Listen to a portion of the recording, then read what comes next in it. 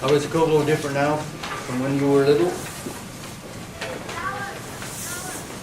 My first thought is the people of Round Valley are probably 80% more open-minded today than they were when I was like, how old did you say I was, 70? 71. Not yet, next November. But anyhow, when I was 10 or 11 or 12, just the racism aspect was really tough to handle.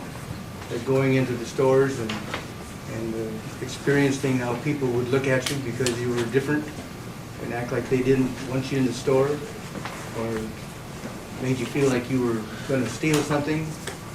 And that wasn't good. But I think in the early 50s, there was a black society from Oakland that moved into Round Valley.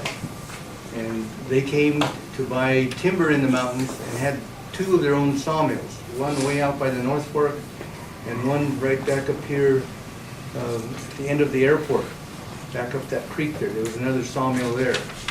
And they stayed here for probably about 3 years.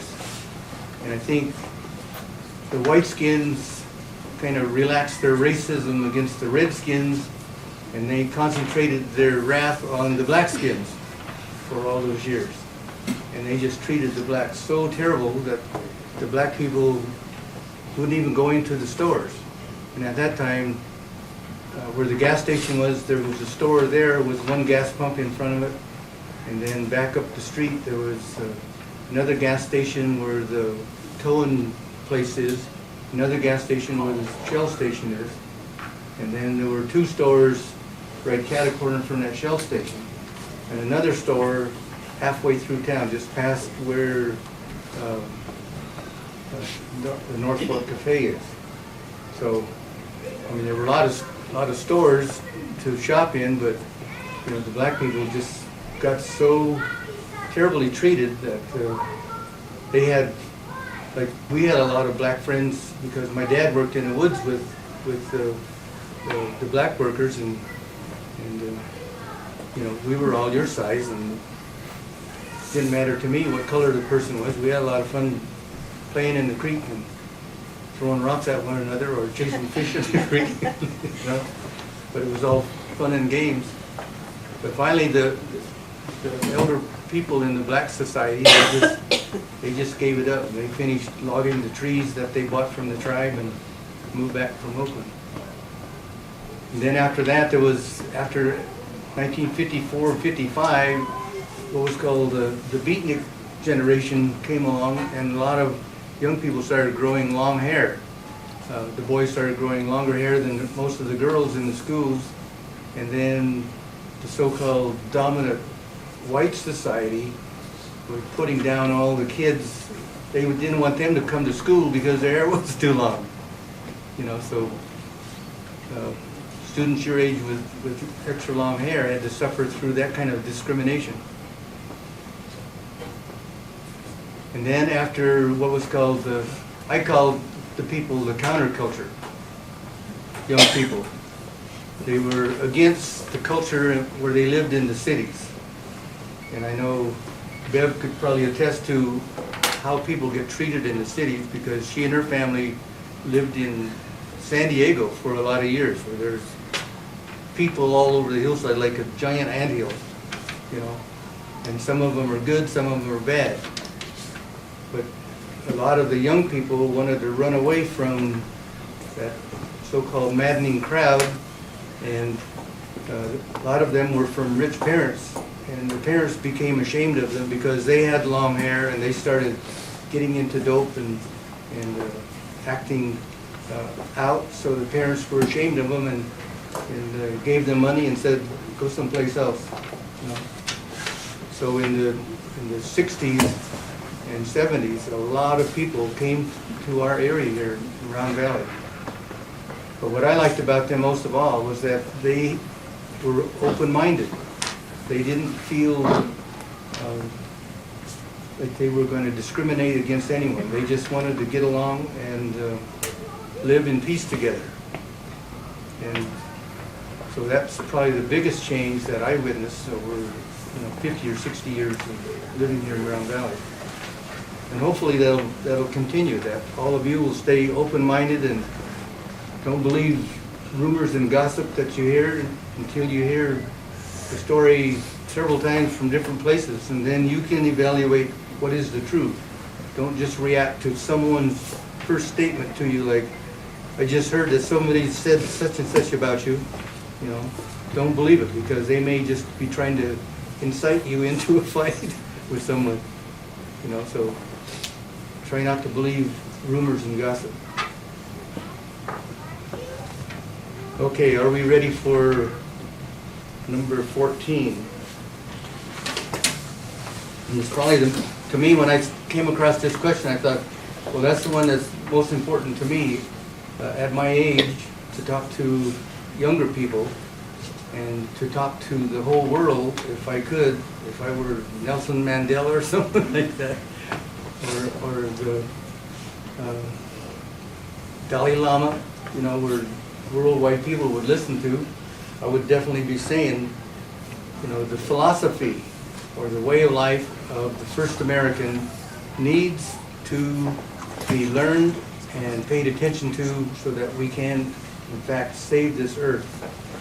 This earth is just being torn apart for all of its oil, gas, coal, anything that even our president called them, the big fat cats, who just are worried about being capitalistic and making the most money they can in the shortest period of time, irregardless of how Mother Nature is affected and what toxins are going to be the result of their raping of the earth. So I'll say the same thing. Those big fat cats need to change their attitudes and leave the earth alone. They make billions and billions of dollars. They don't pay very much tax money, and they expect our parents and grandparents, as a middle class, to pay the taxes to run everything in the United States that needs to be paid for by the tax dollar. So it's that attitude, whether we say Indian or Native American, or I'm saying first American, our cultural connection to the earth is the most important aspect that needs to be learned right now by people worldwide so that they can have a different attitude. The most people that I have studied this valley's area and Humboldt County, Trinity County, and Lake County for more than 50 years. And population-wise, just Round Valley and all the areas that you can see in the skyline that have village sites and communities out in the little valleys out in the mountains, the population was estimated at 11,000 people who lived here in harmony. And they didn't they didn't poison the water, they didn't pollute the air, they didn't chop down all the trees, and the grasslands were not,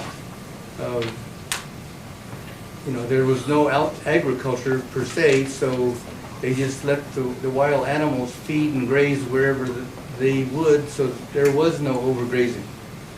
The cattle and the sheep operators came in and just brought too many, and they just ate the grass right down to the soil and even pulled out the roots. So that causes erosion, and all that muddy water running down the hill goes in when the fish are spawning, and when those little babies are when that little egg first starts to hatch and that head pops out one side of the egg and the tail pops out the other side. Well, if that muddy water has that soil that comes washing down the hill, they call it siltation. When that gets on the egg, it just suffocates the fish and kills it right there instantly. When they first made estimates of how many salmon just went up to the main eel, how many have heard of Lake Pillsbury and Van Arsdale Dam? It's on this side of Potter Valley.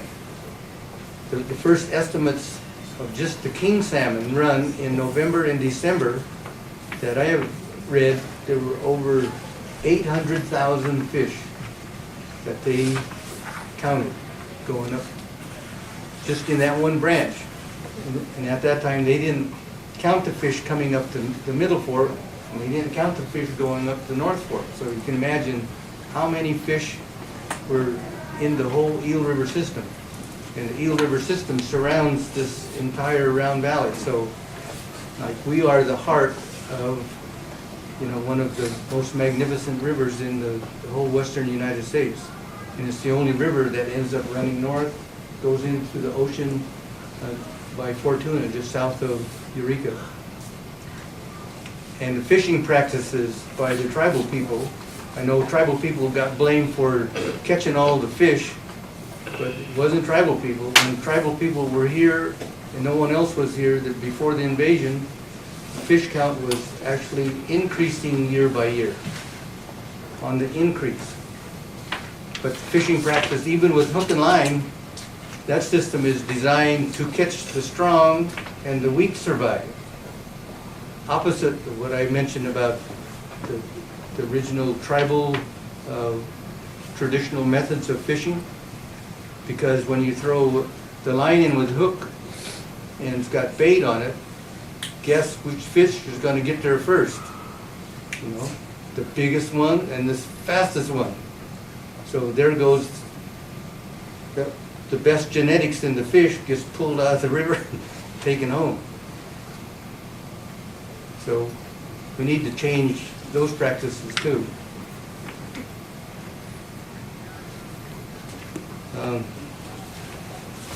Anything else about the Native American or First American philosophy about how they are connected to the earth? I think we're running out of time. Almost out of time.